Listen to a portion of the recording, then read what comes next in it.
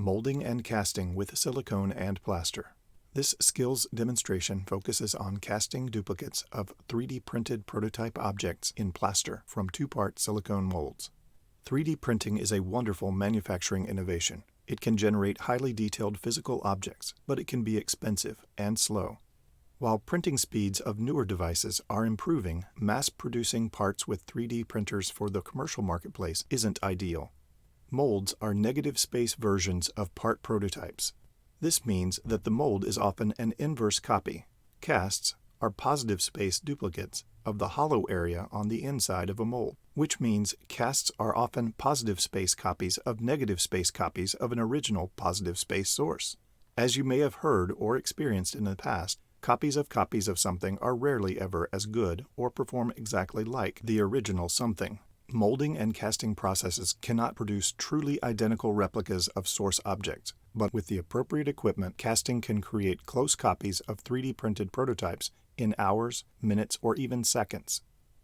When perfect individual printed objects can take hours or even days to complete, molding and casting near duplicates in a fraction of that time is often an attractive option. Molds come in all kinds of sizes, configurations, and materials.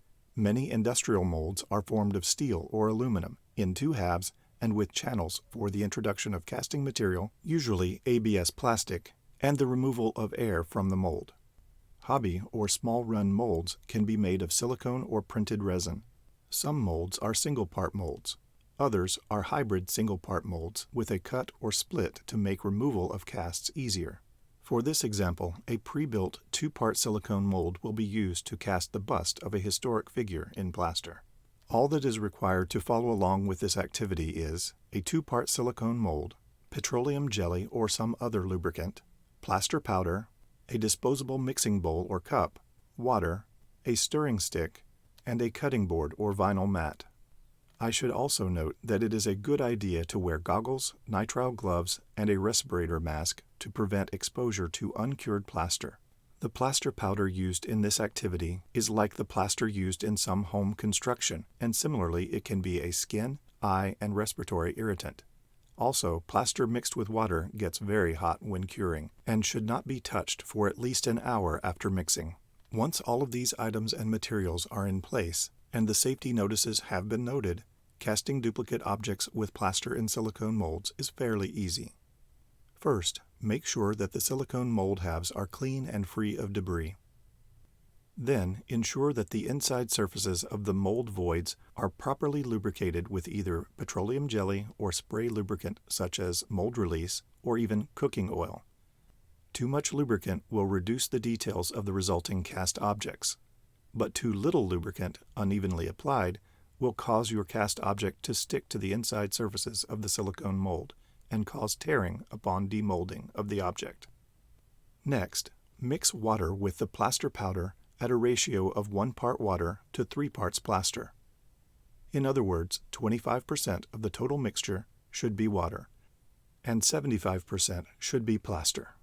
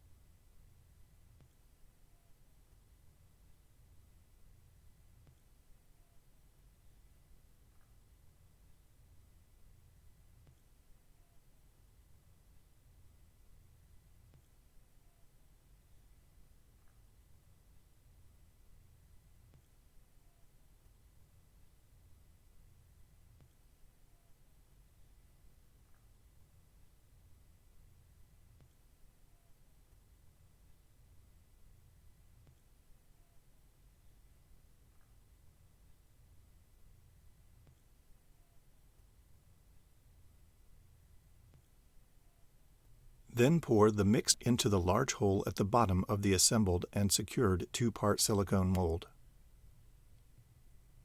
If the silicone mold is secured too lightly, plaster will ooze out of the gaps.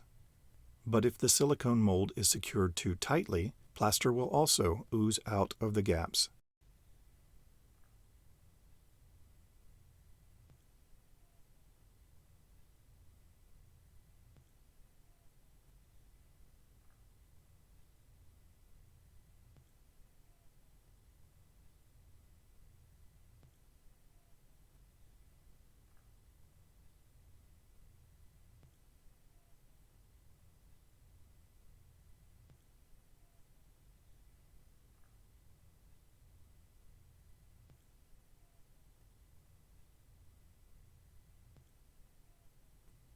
Once the casting mix has been poured into the mold, wait 1 or more hours for the object to fully cure before attempting to remove it from the mold. The last part of the process is to demold or separate the cast duplicate object from the silicone mold halves. It is often easiest to work with one half and then the other. Be careful when pulling the pieces apart to prevent damaging the silicone mold. That's it for this demonstration of fabricating duplicate objects with silicone molding and plaster casting. Future videos in this series will demonstrate the same process using wax and 2-part resin mixes instead of plaster. Also, other videos will demonstrate the use of 3D printed resin molds to create soft silicone cast duplicates. The usual warnings about not licking, tasting, swallowing, or implanting 3D printed objects and silicone molds also apply to plaster castings. Keep the products of this activity away from pets and small children. These items may look like toys, but they are not.